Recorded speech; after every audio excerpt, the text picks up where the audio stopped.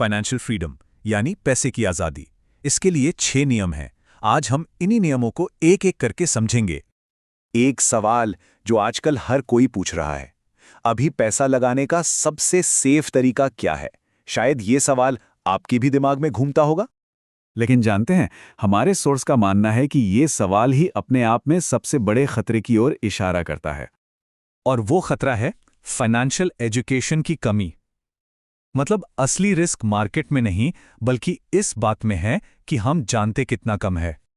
तो चलिए शुरू करते हैं। सबसे पहले नौकरी और सेविंग्स को लेकर जो हमारी पुरानी सोच है उसे थोड़ा बदलते हैं और ये समझने की कोशिश करते हैं कि जिसे हम सिक्योरिटी या सुरक्षा कहते हैं वो आखिर है क्या। पहला नियम थोड़ा चौंकाने वाला है। ये कहता है कि नौकरी, जी हां, एक जॉब सबसे रिस्की एसेट है।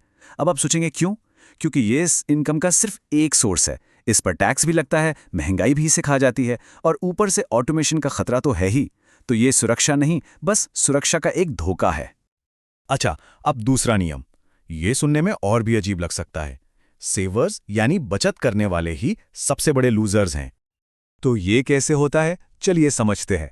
मान लीजिए बैंक में आपके पैसे पर 2% ब्याज मिल रहा है, लेकिन महंगाई यानी इन्फ्लेशन 8% है।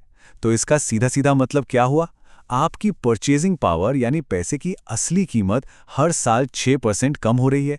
तो ये बचत कहाँ हुई? ये तो पक्का वाला घाटा है। तो अब आते हैं अगले हिस्से पर। देखते हैं कि अमीर लोग कर्ज और इनकम का इस्तेमाल हमसे अलग तरीके से कैसे करते हैं। तीसरा नियम है कर्ज को देखने का नजरिया। ज्यादातर लोगों को क्या सिखाया जाता है? कर्ज से दूर रहो, इससे बाहर निकलो। पर अमीरों को क्या सिखाया जाता है? कर्ज का सही इस्तेमाल करना सीखो। तो सवाल ये है कि कर्ज एक पावरफुल टूल बनता कैसे है? देखिए, इसके 3 बड़े फायदे हैं। पहला, ये कैश फ्लो बनाता है। सोचिए, आपने लोन लेकर एक प्रॉपर्टी खरीदी और उसका किराया आपकी ईएमआई से ज्यादा है, तो पैसा आपकी जेब में आ रहा है। दूसरा, ये टैक्स बचाता है। जो ब्याज आप देते हैं उस पर टैक्स छूट मिल सकती है। और तीसरा, ये आपके रिटर्न को कई गुना बढ़ा देता है। इसी को लिवरेज कहते हैं, यानी कम पैसे से एक बड़े एसेट को कंट्रोल करना। लेकिन यहाँ एक बहुत जरूरी बात है। जैसा कि सोर्स कहता है, बिना एजुकेशन के कर्ज आपको बर्बाद कर सकता है, और एजुकेशन के साथ यही कर्ज एम्पायर खड़ा कर सकता है। मतलब सारा खेल समझदारी से इस्तेमाल करने का है। नियम नंबर 4, इनकम 3 तरह की होती है। पहली है अर्न्ड इनकम, जो नौकरी या बिजनेस से आती है। इस पर टैक्स सबसे ज्यादा लगता है। दूसरी है पोर्टफोलियो इनकम, जो आपको इन्वेस्टमेंट्स बेचने पर मिलती है। और तीसरी और सबसे जरूरी है पैसिव इनकम। ये आपके एसेट्स से आती है, जैसे प्रॉपर्टी का किराया।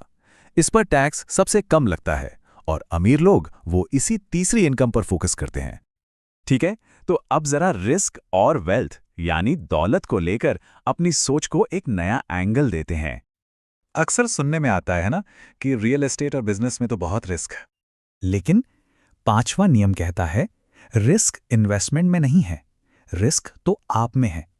इसका सीधा सा मतलब यह है कि अगर किसी को फाइनेंशियल स्टेटमेंट पढ़ना नहीं आता या कोई इन्वेस्टमेंट ठीक से समझ नहीं आता, तो वो इन्वेस्टिंग नहीं, गैम्बलिंग है, यानी जुआ। असली रिस्क तो हमेशा नॉलेज की कमी में होता है। और इसी बात से हम आते हैं अपने छठे और आखिरी नियम पर। यह है सही सवाल पूछने के बारे में।